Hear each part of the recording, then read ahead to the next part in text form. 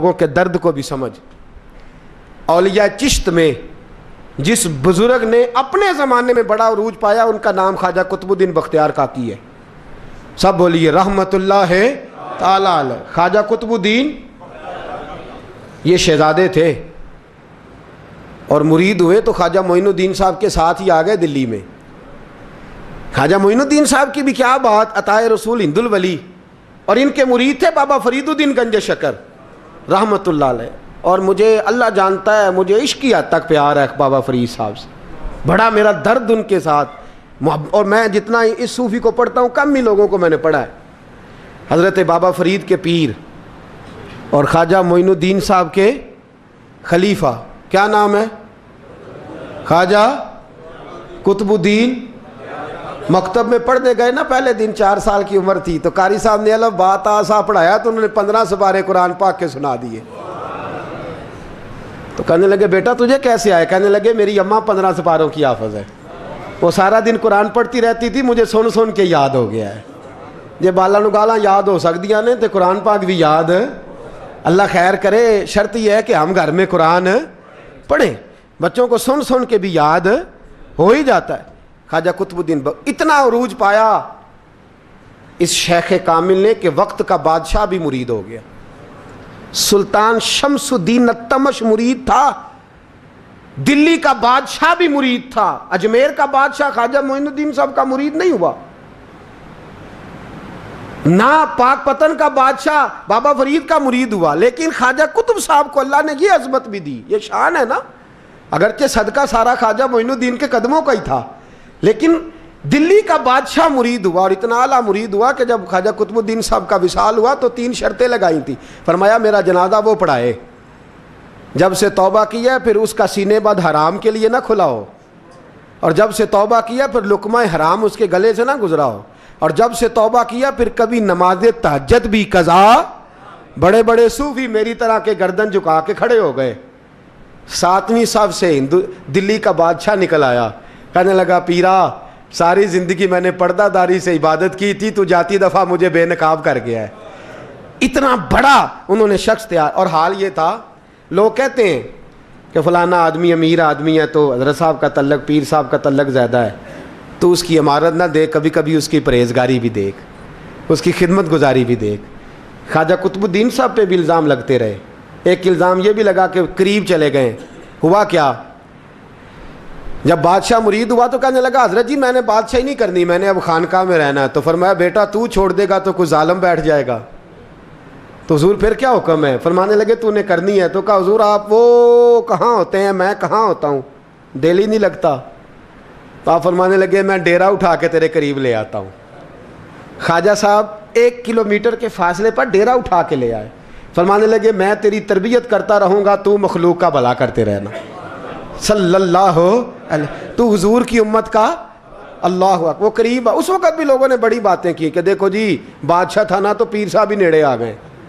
لوگ دیکھتے نہیں کہ اصل بات کیا ہے. خیر وقت گزر گیا, بادشاہی مرید ہو گیا, تو پھر دلی سارے میں اسلام, اتنا عدل انصاف, ہندوؤں کو بات پسند نہ آئی. انہوں نے کچھ مسلمان خرید لیے. سلطان شمس الدین التمش بیٹھا ہے دربار میں, جاگ رہے ہیں نا آپ لوگ, سب کہیے صلی اللہ علیہ. بڑی غور سے سننے والی بات. ایک دن سلطان شمس الدین تمش دربار میں بیٹھا ہے, قاضی عدالت بھی بیٹھے ہیں, مقدمات سنے جا رہے ہیں. باہر سے رونے کی آواز آنے لگی, چیخنے چلانے کی. بی بی بیان کر رہی, کیا ہو گیا کیا ہو گیا. وہ ٹال لگے ہوتے تھے بادشاہوں کے, وہ بجنے لگے, زور ہونے لگا. بادشاہ نے کہا اس فریادی کو جلدی بلاؤ. وہ اندر عورت آئی تو چیخ چیخ کے رو کے اس نے اپنے کپڑے پھاڑ کے, برا حال, 2 مہینے کا بچہ. لوگ اس کی آہو زاری پر اس کی طرف متوجہ. بی بی کیا ہوا, پانی پلاؤ بٹھاؤ, یہ کیا ہو گیا. کہنے لگی لٹ گئی, عزت برباد ہو گئی, تباہ کر دی گئی. میں کیا ہوا. کہنے لگی بادشاہ ایک شخص میرا غیر شرعی خامند بنا, پھر مجھے حمل ہوا, پھر میری گود میں یہ بچہ ہے 2 مہینے کا. اب گئی ہوں تو وہ کہتا ہے کہ میرا تو تیرے سے تعلق ہی کوئی نہیں. بادشاہ کہنے لگے یہ سلطان شمس الدین تمش کی جگہ ہے, اور میں نے رسول اللہ صلی اللہ علیہ وسلم کے دین کے مطابق حکومت استوار کی ہے. کون ہے جو تیرے ساتھ؟ ابھی گردن نہ کاٹ دوں گا, بات کر کون ہے. کہنے لگی تو کچھ بھی نہیں کرے گا, کوئی کچھ نہیں کر سکتا. لوگ کلمے چھوڑ کے بیٹھ گئے, توجہ ادھر ہو گئی. پراپوگنڈے بڑا اثر کرتے ہیں معاشرے پہ. رنگ ایسا عجیب ہے, انداز ایسا عجیب ہے. فرمایا بات تو کر. اس عورت کی آواز گونجی تو حالات ہی خراب ہو گئے. کہنے لگی بادشاہ حوصلہ پیدا کر سننے کا. کہا تو بات کر. کہنے لگی میرے گود میں جو بچہ ہے یہ قطب الدین بختیار کاکی کا ہے, یہ تیرے پیر کی ناجائز اولاد ہے. اٹھاؤ, پروفیسر سلیم چشتی نے پی ایچ ڈی کی ہے, وہ لکھ رہے ہیں اس واقعے کو. تیرے پیر کا ناجائز بچہ ہے. ہاتھ کانپنے لگے بادشاہ کے.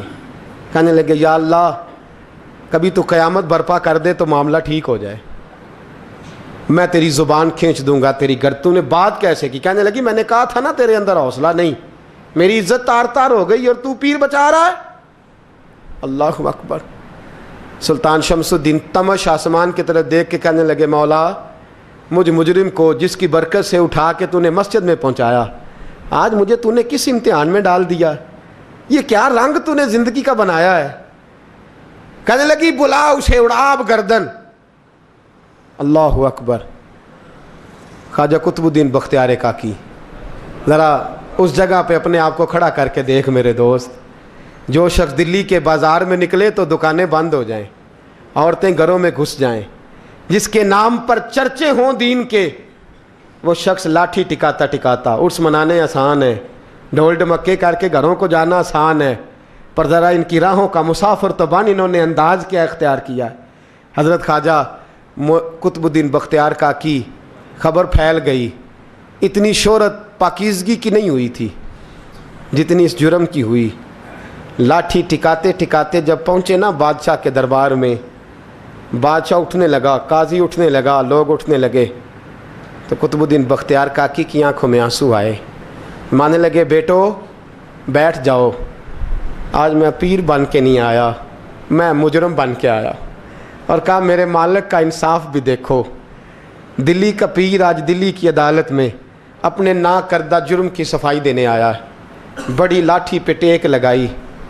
دلی کی گلیاں بھی روتی ہیں کہ یہ کیا رنگ, اللہ یہ تیرا کیا رنگ ہے. یہ تے میں گڈی تے ہاتھ ڈور سجن دے, او جنج رکھے اونج رہنا ہے.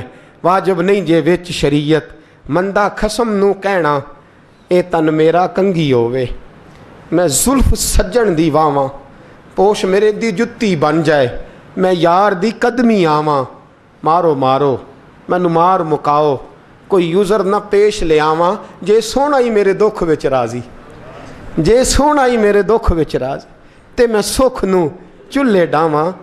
پر یار فریدا جے کدی مل پے سونا, یار فریدا جے کدی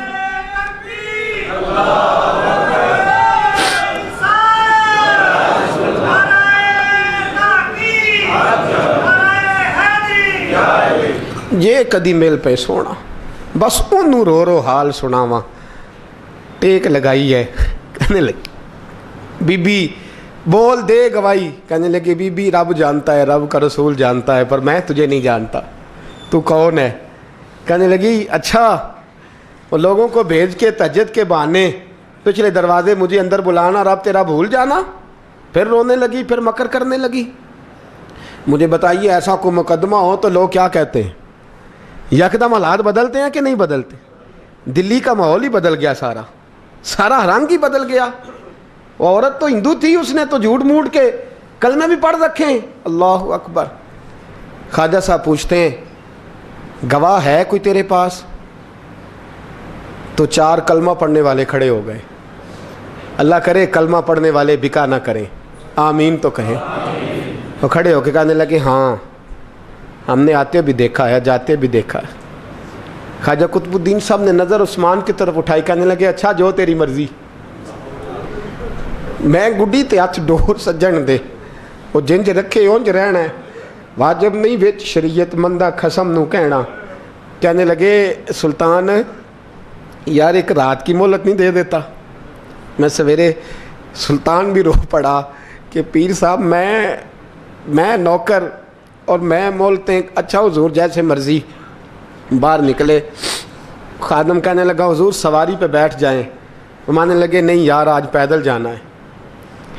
اس دلی کے چونکوں نے مجھے بڑی سلامیاں دی ہے, ذرا میں دیکھوں تو صحیح دلی کے بازار میری رسوائی پہ کیا کہتے ہیں. مجھے ذرا یہ پتھر بھی کھانے دے, ان کا ذائقہ بھی. پیدل گئے, دنیا سو گئی تو دلی کے بادشاہ نے اجمیر کی طرف منہ کیا. خواجہ معین الدین حیات تھے. بے خبر ہو جو غلاموں سے وہ آقا کیا ہے, بے خبر ہو جو غلاموں سے وہ منہ کیا. کہنے لگے معین الدین میں کوئی لوارث تو نہیں نا, میں کوئی لوارث ہوں کہ یہاں جو میرے ساتھ مرضی ہو جائے. تیری مجبوریاں درست مگر تیرا وعدہ تھا ساتھ دینے کا, وقت آیا ہے. میں کوئی لوارث نہیں کہ اب تو اجمیر میں بیٹھا رہے اور میں دکھ سارا اکیلے برداشت کروں. بڑھاپے کا مجھے بھی پتہ ہے, کمزوری کا مجھے بھی پتہ ہے, ذوف کا مجھے بھی پتہ ہے, پر تتی تھوڑے تھکڑے خاندڑیاں, میں بھی تو تیرے نام تو مفت بھی خاندڑیاں. مجھے بھی تو پتہ ہے نا منم غلام علی حیدریم قادریم تمز احمد رضا خامی زنم. میں نے بھی تو اپنا نام نہیں نا جپا, تیرا ہی جپا ہے ساری زندگی. یہ لفظ کہے, کہتے میں رویا. آنکھ لگی تو حضرت خواجہ معین الدین صاحب خواب میں ملے. کہنے لگے قطب الدین میرا انتظار کرنا, میں پہنچ رہا ہوں.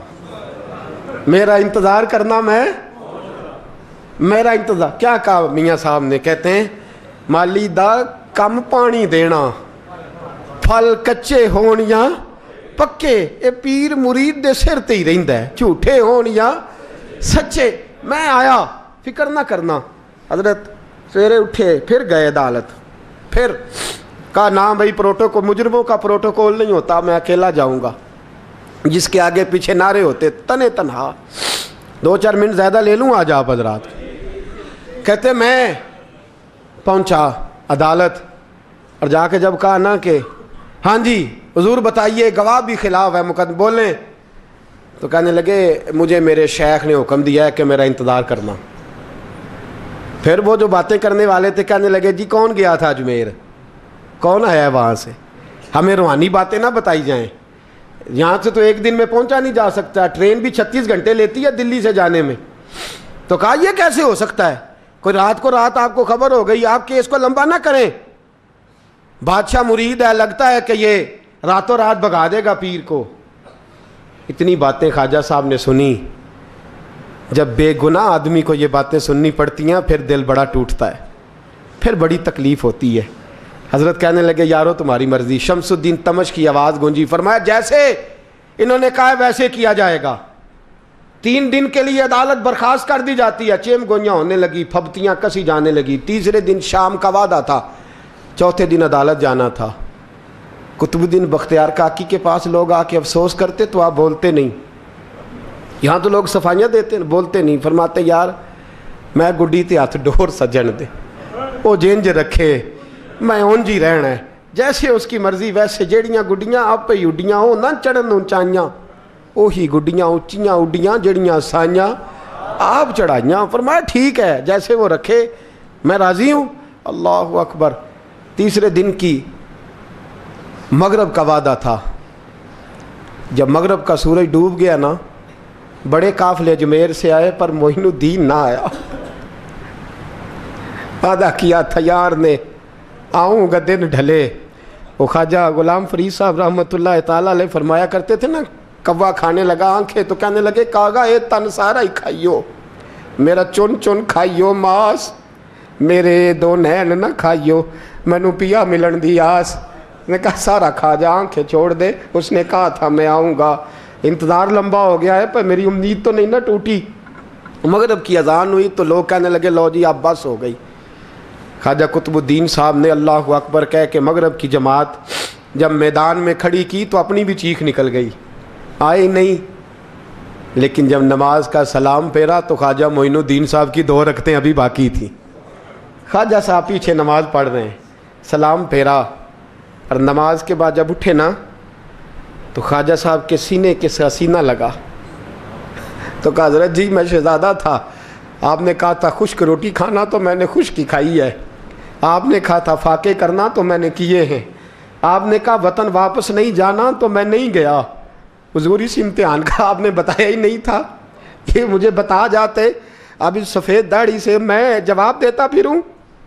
خواجہ معین الدین صاحب نے جھٹکا, پیچھے ہٹ, تو زیادہ عزت والا ہے کہ یوسف زیادہ عزت والا تھا؟ تو زیادہ مقام والا ہے کہ عائشہ زیادہ مقام والی تھی؟ چپ کر, یہ کچھ صوفیاء کا طریقہ ہے, چپ کر. عرض کی حضور غلطی ہو گئی, میں پہلے نہیں رویا, تو ملا ہے تو رویا ہو. میں پہلے نہیں تڑپا, میں نے شکوا نہیں, تو ملا ہے. اپنا ہی کو ملے تو دکھ یاد آتے ہیں نا. فرمایا چپ کر, جا سلطان سے کہہ دے سویرے نماز کے بعد عدالت لگا دے. سویرے جب عدالت لگی نا تو خواجہ معین الدین صاحب بازو پکڑا خواجہ قطب صاحب کا, نکلے تو دیکھا لائنیں لگی ہیں, مجمع لگا ہے, آنکھوں میں آنسو آ گئے. کہا حضور آپ کیوں روتے ہیں؟ فرمایا میرا دل تھا لوگ میرے کتب کی شان دیکھنے آئے, یہ کتنے بدبخت ہیں, میرے کتب کی رسوائی دیکھنے آئے. کتنے نالائق ہیں, رسوائی دیکھنے اتنے آئے ہیں, شان دیکھنے آتے ہی نہیں. اللہ اکبر. جب میدان لگا خواجہ صاحب پہنچے, عورت کو کہنے لگی اللہ سے ڈر جا, وقت تھوڑا ہے, تو مر جائے گی. کہنے لگی مجھے داستانیں نہ سنائیں. قاضی صاحب سے کہنے لگے قاضی صاحب آپ حقیقت حال سے آگاہ ہیں, خیال کریں. کہنے لگے خواجہ صاحب دلیلیں نہ دیں, گواہ لائیں, واز نہ کریں. خواجہ صاحب رحمۃ اللہ علیہ کہنے لگے گواہوں کو بلاؤ. گواہ آئے تو خواجہ معین الدین صاحب نے نظر, تم ہو میرے کتب پر, میرے کتب کے جرم کے گواہ. ان کی زبانیں کانپنے لگیں, ہاتھ کانپنے لگے. میں بولتے کیوں نہیں؟ جب ان کی نظریں جھکی تو بادشاہ کہنے لگا اگر اب تم نے گواہی نہ دی تو تمہیں میں مجرم بنا کے 80 کوڑے ماروں گا. کہنے لگا جی دیکھا ہے, جی دیکھا ہے ہم نے تہجد کے وقت. جب سب گواہیاں پوری ہو گئیں, عورت بھی تڑپ رہی ہے, رو رہی ہے, 2 مہینے کا بچہ گود میں ہے. اب بولیے بولیے, علماء ظواہر بھی کھڑے ہیں, حسد کرنے والے جلنے والے بھی کھڑے ہیں, ہندو تو ویسے ہی تالیاں بجا رہے ہیں. اجمیر کا بوڑھا, اور یہ آخری پھیرا تھا خواجہ معین الدین کا دلی میں. اس کے بعد ظاہراً دوبارہ نہیں آئے. اٹھے لاٹھی ٹکاتے ٹکاتے اور میدان کے اندر جا کے نا, بڑے میدان میں مجمع تھا, سر سجدے میں رکھا. کہنے لگے یا اللہ میں ہندوستان مرضی سے نہیں آیا, تیرے رسول کا بھیجا آیا ہوں. پھر اٹھے اور کہنے لگے مولا تیرے نبی کا فرمان ہے کہ میری امت کے علماء بنی اسرائیل کے نبیوں کی طرح ہوں گے. اگر یوسف کے لیے بچہ بول سکتا ہے تو میرے کتب کے لیے بھی بولنا چاہیے. اگر یوسف علیہ السلام کے لیے بول سکتا ہے تو میرا قطب الدین بھی سچا ہے, اس کے لیے. پھر اٹھے, اس بی بی کی طرف بڑھے. لوگ کہنے لگے نہ جانے اب کیا ہوگا. جب اجمیر کے بادشاہ نے, عطا رسول نے, ہند الولی نے, امام الاولیاء نے کپڑا کھینچا اور کہنے لگے وہ بچے تو جانتا ہے نا تیرا باپ کون ہے, 2 مہینے کا بچہ. جب نانا بولا تو بی بی کہنے لگی اب کیا کر رہے ہو, بچے بھی کبھی بولے ہیں. میں بی بی چپ کر, ان اللہ علی کل شیء قدیر, میں کمزور رب کا ماننے والا نہیں, قدرتوں والے رب کا ماننے والا ہوں. وہ چاہے تو بچے بھی بولتے ہیں. قرآن کہتا ہے حضرت عیسیٰ بولے تھے انی عبد اللہ آتانی الکتاب. مریم بھی تو ولی اللہ تھی, وہ نبی تو نہیں تھی. اگر ولی اللہ بنی اسرائیل کا ہو بچہ بول سکتا ہے, تو اگر ولی اللہ محمد عربی کی امت کا ہو تو بچہ پھر بھی بول سکتا ہے. یوں کپڑا ہٹایا, بچہ بول. 2 مہینے کا بچہ ماں کی گود میں اٹھ کے بیٹھ گیا اور بچہ بول کے کہنے لگا السلام علیکم یا ولی اللہ. جب یہ لفظ ادا کیے تو نعرے لگنے لگے, لوگ رونے لگے. بی بی بے ہوش ہو کے گری, فرمانے لگے مجھے سلام نہ کر, میرے کتب کی بات بتا. کہنے لگا قسم ہے اللہ کی عزت کی, وہ سامنے مجمع جو سردار بیٹھا ہے وہ میرا باپ ہے. قطب الدین تو بے گناہ ہے, قطب الدین تو بے گناہ ہے, میرا باپ تو وہ بیٹھا ہے. یہ قاضی بھی سازش میں شریک ہے, کئی مسلمان خریدے گئے, یہ گواہ خریدے گئے. جب گواہی ہو گئی, بچہ یہ لفظ کہہ کے اللہ اکبر کہتا ہوا پھر چپ کر گیا. خواجہ قطب الدین صاحب کا بازو پکڑا, خواجہ معین الدین صاحب نے مجمع سے باہر نکلے. لوگ کہنے لگے حضور آپ کچھ بولتے نہیں. فرمانے لگے جس نے بولنا تھا وہ بول چکا ہے, جس نے بولنا تھا وہ جو جادو, وہ جو سر چڑھ کے بولے. فرمایا تم نے افواہوں پہ نظر رکھی اور میں نے اللہ کی قدرت پہ نظر رکھی. تم نے اس کے کردار کو جھنجھوڑا اور میں نے اس کے کردار کو تعمیر کیا. حضرت سلطان شمسالدین تمش بھی پیچھے دوڑے، کہا حضور کہاں لے جا رہے ہو؟ اور میں کتب میرا ہے، میں جمائر ساتھ لے کے جا رہا ہوں، اب میں نے اپنا بچہ تمہارے سپرد، اب میرے پاس رہے گا، تم نے ستایا ہے میری اولاد کو، اب یہ میرے پاس رہے گا، میں نے نہیں تمہیں دینا۔ لوگ راہیں بچھا کے، نظریں بچھا کے بیٹھ گئے، پاؤں میں گر گئے، کہنے لگے حضور ہمارے لیے نہیں، رسول اللہ کے دین کے لیے، ہمارے لیے نہیں، تعمیر شریعت کے لیے، ادائے سنت کے لیے چھوڑ جائیے۔ خواجہ صاحب کہنے لگے قطب الدین جا، تجھے چھوڑ کے جاتا ہوں، اب قیامت تک کوئی تیری رسوائی کی جرت نہیں کر سکے گا۔ عزیز یاد رکھ، نہ افواہوں پہ لگا کریں، نہ کسی برادری، کسی قوم، کسی شخص کے بارے میں ایسی باتیں، یہاں تو لوگ گڑ گڑ کے چیزیں لاتے ہیں، گڑ گڑ کے چیزیں لاتے ہیں، اور جن کی ہیں ان کے پاس بڑے دلائل ہیں اپنی صفائی پیش کرنے کے لیے۔ جو غربا مساکین ہوتے ہیں وہ بیچارے اپنی عزت پر لگا ہوا داغ دھو بھی نہیں پاتے، ہم بڑا لوگوں پر دھبا لگا کے ثابت کر گزرتے ہیں، اور پھر صدیاں گزر جاتی ہیں۔ میری غربت نے کیا مجھ کو زمانے میں بدنام، تیری دولت نے تیرے عیب چھپا رکھے ہیں۔ اللہ کا قرآن کہتا ہے جب خبر پہنچے تو تحقیق کر، خیال کر، اس کے بعد پھر آگے اس کو بیان کر۔ اللہ ہمیں سمجھنے کی توفیق دے۔ آخر دعوان ان الحمدللہ رب